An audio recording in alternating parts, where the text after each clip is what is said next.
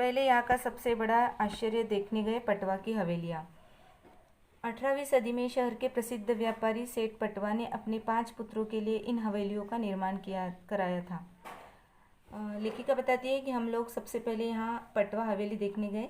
18वीं सदी में यहाँ के प्रसिद्ध व्यापारी ने अपने 5 पुत्रों के लिए इन हवेलियों का निर्माण किया था और एक के निर्माण में 12 वर्ष का समय लगा था। यानी 5 पुत्रों के लिए ये हवेली निर्माण की गई थी और एक हवेली के लिए इसको 12 वर्ष का समय लगा। तो आप सोच सकते हैं कि ये हवेलियाँ कितनी खूबसूरत और कितनी शानदार रही होगी। शहर के मध्य में खड़ी ये 5 हवेलियाँ कलात्मक वास्तुशिल्प का अद्भुत नमूना है। इनकी छतें बहुत ही खूबसूरत पत्थरों के खंभों पर है। हवेलियों में पत्थर से बनी जालियों का काम, कई पारदर्शक झरोखे, सोने की कलम से बनाई गई चित्रकारी, सीपी और कांच का कार्य पर्यटकों को आश्चर्यचकित कर देता है। धन्य है वे शिल्पकार जिसके हाथ और मस्तिष्क ने यह करिश्मा किया है। तो पटवा की जो यहाँ के ज़मींदार थे, उन्होंने अपने 5 लड़कों के लिए ये खूबसूरत हवेलियों का निर्माण किया था। तो लेखिका बताती है कि ये हवेलियाँ इतनी सुंदर थी और इतनी सुंदर तरीके से बनाई थी कि उनके जो शिल्पकार हैं उनके हाथ और उनकी सोच देखकर हमें आश्चर्य होता है कि उस ज़माने में ये शिल्पकार किस तरह से सोचते थे और किस तरह से ये बड़ी बड़ी कलाकृतियाँ बनाते थे। आज के इंजीनियर भी उनके सामने फीके पड़ते हैं। उस ज़माने में ना सीमेंट था, ना बड़ी बड़ी ट्रॉलियाँ थी, तो एक जगह से बड़े बड़े पत्थर दूसरी जगह लेकर जाना और उन पत्थरों को खूबसूरत तरीके से तराशना, उनको एक के ऊपर एक रखना और इस तरह से भव्य इमारतों का, महलों का निर्माण कराना सचमुच एक करिश्मा ही होता था। आज ही सम का कार्यक्रम भी था। सम एक ग्राम है जो होटल से 11-12 किलोमीटर दूर रेत की चादर पर बसा है। इस समग्राम से 1.5-2 किलोमीटर पहले ही जीप ने हमें उतार दिया, जहाँ कई सारे रेगिस्तानी जहाज यानी ऊंट अपनी सवारियों की प्रतीक्षा कर रहे थे। हम भी एक जहाज में सवार हो गए। डर भी लग रहा था, प्रसन्नता भी हो रही थी, उत्सुकता भी थी। हमारी मंजिल थी सूर्यास्त केंद्र बिंदु। ऊँट की सवारी का ये पहला अनुभव था। ऊँटों की कतारें ही कतारें, सभी पर नारी, नर और बाल वृद्ध सवार थे। शायद सभी की हृदय गति वैसे ही धड़क रही थी जैसे हमारी। फिर भी रोमांचकारी और मनोरंजक था। कुछ ऊँट अपनी सवारियों को गंतव्य तक पहुंचाकर वापस आ रहे थे। यहाँ के रेत मखमली गद्दे जिस पर अपने पग 5-7 अंगुली नीचे धंसते जाते हैं। पंक्तिबद्ध ऊँटों की कतारें, उन पर रंग बिरंगी पोशाकों में आसीन पर्यटक शायद अपने गिरने के भय से खोए दम साधे बैठे थे। देखते ही देखते हम सब अपने गंतव्य तक पहुंच गए। गंतव्य यानी निर्धारित स्थान जहाँ पर हमें जाना है। लेखिका बताती है कि सम नाम का एक गांव था जो हमारे होटल से 11-12 किलोमीटर दूर था और यहाँ पर पूरी और चारों ओर रेत ही रेत थी। तो यहाँ पर खाने का प्रबंध किया था रात के समय का, और हमको वहाँ जीप से नहीं जाना पड़ता था क्योंकि वहाँ तक जीप नहीं जाती थी। सम गाँव तक जीप नहीं जाती थी क्योंकि वो गांव पूरा रेत से भरा हुआ था और इस कारण सवारियों को पहले उतार दिया जाता था और फिर यहाँ से ये सवारियाँ यानी पर्यटकों को ऊँट लेकर जाते थे। तो ऊँटों की एक लंबी लाइन होती थी जिस पर पर्यटक बैठे रहते थे। इन पर्यटकों में सभी तरह के पर्यटक रहते थे, यानी नर नारी यानी औरतें मर्द भी हुआ करती थी और छोटे बच्चे तथा वृद्ध भी होते थे। सभी को डर लगता था कि कहीं इन ऊँटों पर से गिर न जाए, लेकिन सभी अपने खोए यानी भय को खोए यानी बिना डरे हुए इन ऊँटों पर बैठते थे और रंगी बेरंगी पोशाकें यानी राजस्थान की जो पोशाकें रहती थी वो पोशाक पहनकर ये पर्यटक वहाँ के संस्कृति का आनंद लेती थी। तो लेखिका बताते हैं कि हम भी इन ऊँटों पर बैठकर समग्र गाँव में गए और वहाँ के आनंद का हमने भी अनुभव किया। वहाँ की जो संस्कृति है, वहाँ का जो खाना है, वहाँ का जो नज़ारा है उसका हमने आनंद लिया। क्या अद्भुत दृश्य था। बच्चों के लिए खिलौने, दूरबीन, चिप्स, कुरकुरे, खाकड़ा, चाट, पकोड़े जैसी अनेक वस्तुएं लिए विक्रेता चलती फिरती दुकानों की तरह घूम रहे थे। कुछ राजस्थानी कन्याएं और स्त्रियां लोकगीत सुनाकर पर्यटकों को प्रसन्न करने में निमग्न थी। निमग्न यानी मग्न थी। अनेक पर्यटक अपने कैमरे के बटन ऑन कर अस्तांचलगामी भास्कर को कैमरे में बंद करने के लिए संबद्ध थे। देखते ही देखते चमकता सूर्य ताम्रवर्णी होकर जल्दी जल्दी दूर क्षितिज में लय होता जा रहा था। साथ ही पर्यटकों के कैमरे में भी कैद हो रहा था। कुल मिलकर यहाँ जनसैलाब किसी महाकुंभ की याद ताज़ा कर रहा था। अस्तांचलगामी यानी डूबने वाला, भास्कर यानी सूर्य, और ताम्रवर्णी यानी तांबे जैसा। ताम्र यानी तांबा जो होता है वो, तो तांबे जैसा यानी लाल कलर का। क्षितिज यानी आकाश। तो लेखिका बताती है कि हम जब सम गांव में पहुँचे तो यहाँ पर जो लोग थे, यहाँ के जो स्थायी लोग थे, तो वो लोग अपने गले में मटके टोकरियाँ लगाकर उसमें खाने की चीज़ें बच्चों के लिए बेचते थे। उन चीज़ों में दूरबीन, खिलौने, चिप्स इत्यादि रहती थी। और पर्यटकों को प्रसन्न करने के लिए यहाँ की स्त्रियाँ, कन्याएं यानी लड़कियाँ राजस्थानी लोकगीत गाती थी। कुछ पर्यटक जो है वो इन सारे नज़ारों को अपने कैमरे में कैद करते थे और इस तरह से देखते ही देखते यहाँ ऐसा प्रतीत होता था कि मानो बहुत सारा लोगों का सैलाब है। महाकुंभ यानी जिस तरह से नासिक में महाकुंभ लगता है, बहुत सारे लोग वहाँ पर आते हैं, तो इस सम गाँव में भी रेत के इस महल में, रेत के इस पानी के तालाब में मानो लोगों का जनसैलाब उमड़ा हुआ है। बहुत सारे लोग यहाँ पर एकत्रित हो गए हैं। अब सब गाड़ियों की ओर चल पड़े जो लगभग आधे फरलांग पहले खड़ी थी। उस मार्ग में चलते हुए मखमली फोम के गद्दों की अनुभूति हो रही थी। जीप पर सवार हुए और आ रही सांस्कृतिक कार्यक्रम तथा रात्रि भोज का प्रबंध था। मध्य में अग्नि प्रज्वलित की गई थी। 3 और दर्शकों के बैठने की व्यवस्था थी, तो एक और प्रस्तुति देने वाले कलाकारों का मंच बनाया गया था। उसमें राजस्थान के जाने माने कलाकारों ने वहाँ की लोक संस्कृति को नृत्य, नाटिका और गायन के माध्यम से प्रस्तुति दी। वो अद्भुत थी। देश विदेश में प्रस्तुति देने वालों का यह संगम दर्शकों को भाव विभोर किए जा रहा था। रात्रि भोज की तैयारी संपन्न हो चुकी थी। भोजन में राजस्थानी व्यंजनों का वैविध्य था। सेल्फ सर्विस, जैसे रुचा, जितना रुचे लीजिए, खाइए, आनंद उठाइए के तर्ज पर सब भोजन कर रहे थे। तो ये जो सम गाँव था, उस सम गाँव से लेखिका अपने निर्धारित स्थान पर आई थी। तो वहाँ पर उनको वो रेत से चलने का अनुभव जैसे मखमल के गद्दे पर चल रही हो ऐसा प्रतीत हो रहा था, ऐसा लग रहा था। रात्रि भोज का प्रबंध यहाँ पर किया गया था, यानी रात्रि के खाने का यहाँ पर व्यवस्था की गई थी रात्रि के खाने की। और यहाँ पर जो खुला मैदान था उस चारों ओर दर्शक बैठे थे, यानी जो पर्यटक आए थे वो बैठे थे। बीच में अग्नि प्रज्वलित की गई थी उजाले के लिए, और जिसमें जो एक जगह थी वहाँ पर मंच बनाया गया था। और उस मंच पर, मंच यानी जिसको हम मंडप बोलते हैं, और उस मंडप में वहाँ के राजस्थानी कलाकार अपनी प्रस्तुति दे रहे थे कला की। तो उसमें नृत्य थे, नाटिका थी और गायन भी था। तो देश विदेश में प्रस्तुति देने वाले का यह संगम बहुत ही सुंदर था, बहुत ही आह्लाददायक था और मन को लुभावना था।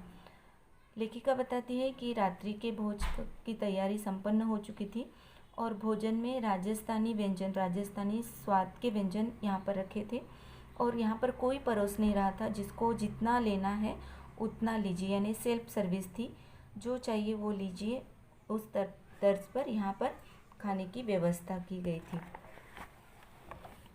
इन सब स्मृतियों के साथ होटल वापस आए। वहाँ से भी सामान उठाकर पुनः स्टेशन, वही रात्रि यात्रा और पहुँच गए जोधपुर। जैसलमेर से चित्तौड़ जाने की यात्रा कर हम 24 दिसंबर के सायंकाल तक चित्तौड़गढ़ पहुँचे। चित्तौड़गढ़ यानी नाम आते ही हमें महाराणा प्रताप और चेतक का नाम हमारे दिमाग में आता है। यानी चित्तौड़गढ़ ये किसकी राजधानी थी? महाराणा प्रताप की। तो लेखिका बताती है कि जोधपुर से हम जैसलमेर पहुँचे और जैसलमेर से अभी हमें चित्तौड़गढ़ पहुँचना था। चित्तौड़गढ़ का नाम आए या चेतक का, तुरंत एक वीर साहसी और स्वाभिमानी देशभक्त का चित्र मानस पटल पर सजीव होता है। मानस पटल यानी हमारे दिमाग के सामने या हमारे आँखों के सामने वो चित्र आ जाता है। महाराणा प्रताप, जिन्होंने चित्तौड़ की रक्षा में अपना सर्वस्व न्यौछावर कर दिया, लेकिन आत्मसमर्पण नहीं किया।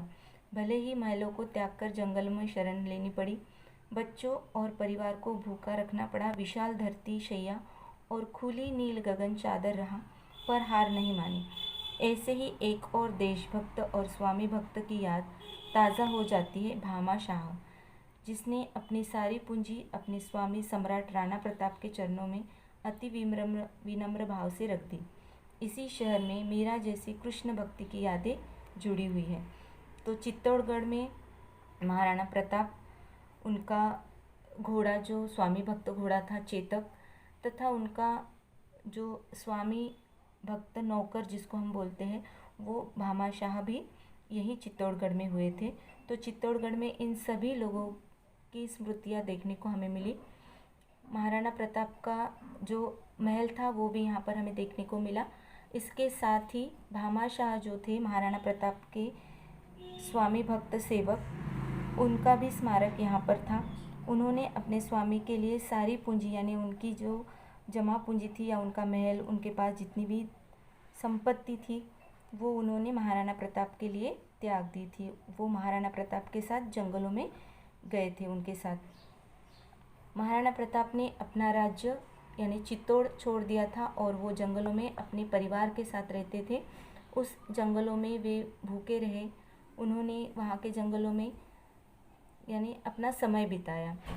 उनके साथ उनका घोड़ा चेतक भी था।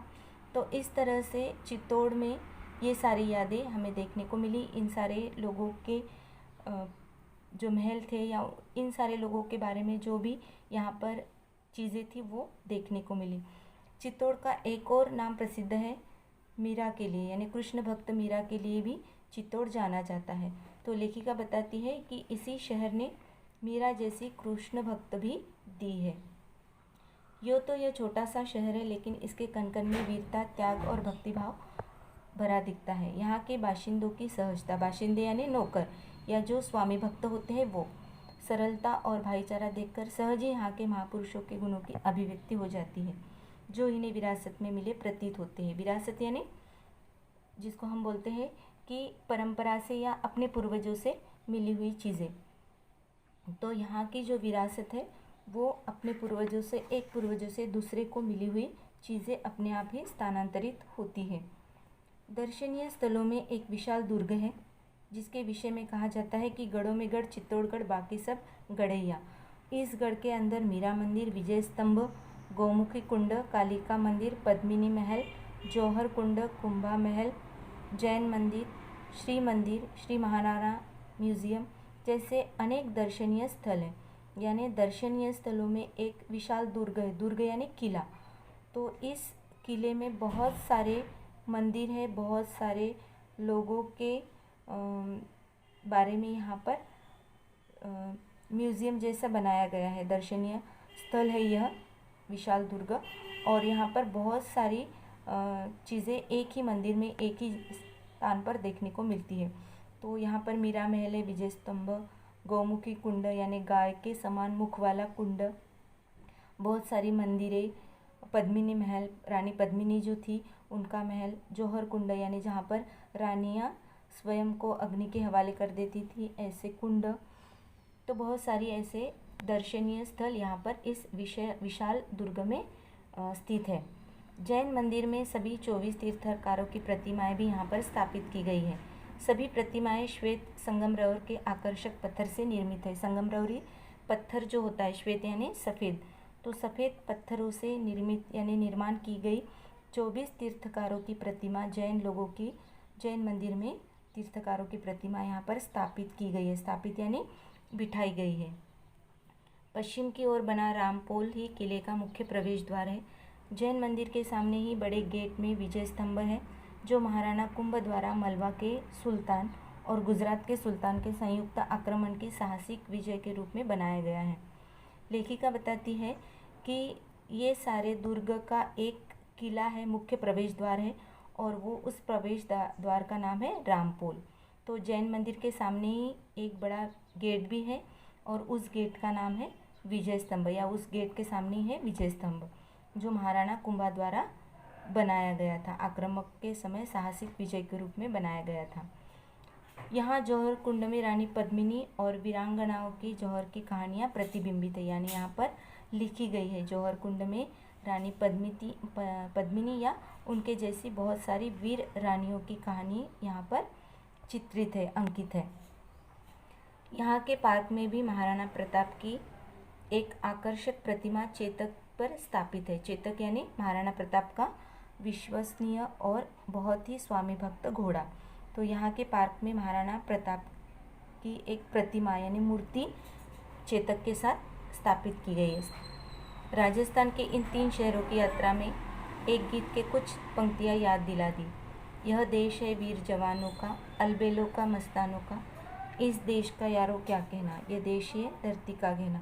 यानी लेखिका बताती है कि राजस्थान के इन 3 शहरों की यात्रा में हमें एक गीत याद आ रहा था कि यह देश वीर जवानों का है, मस्तानों का है, अलबेलों का है, और यह देश जो है इस धरती का गहना है। संक्षेप में यदि मैं कहूँ कि यह वीर भूमि है जहाँ त्याग भी है, बलिदान भी है, शत्रु को परास्त करने का जज्बा भी है, तो कला की परख भी, देशभक्ति भी है, ईश भक्ति भी है। ईश यानी भगवान की भक्ति। यहाँ जौहर भी है जो अपने स्वत्व और सतीत्व की रक्षा का आदर्श भी है। तो रंच मात्र भी अत्याधुनिक है, रंच मात्र भी अत्युक्ति न होगी। अत्युक्ति यानी अति उक्ति, उक्ति यानी बात, अति यानी बहुत, यानी चढ़ा बढ़ाकर बात करना यहाँ पर नहीं है। जो भी है वो सत्य है, क्योंकि यहाँ पर वीरों की गाथाएं हैं, देशभक्ति है, प्रभु भक्ति भी है, और स्वत्व यानी खुद के अस्तित्व की रक्षा करना यह भी है। तो भारतीय संस्कृति की धनी इस भूमि को हमारा शत शत नमन, शत शत यानी 100 बार नमन है। तो इस तरह से यहाँ पर लेखिका ने राजस्थान की भूमि और राजस्थान की भूमि के बारे में हमें अपने पाठ में अपने अनुभव बताए हैं। बच्चों, उम्मीद है आपको यह पाठ समझ में आया होगा।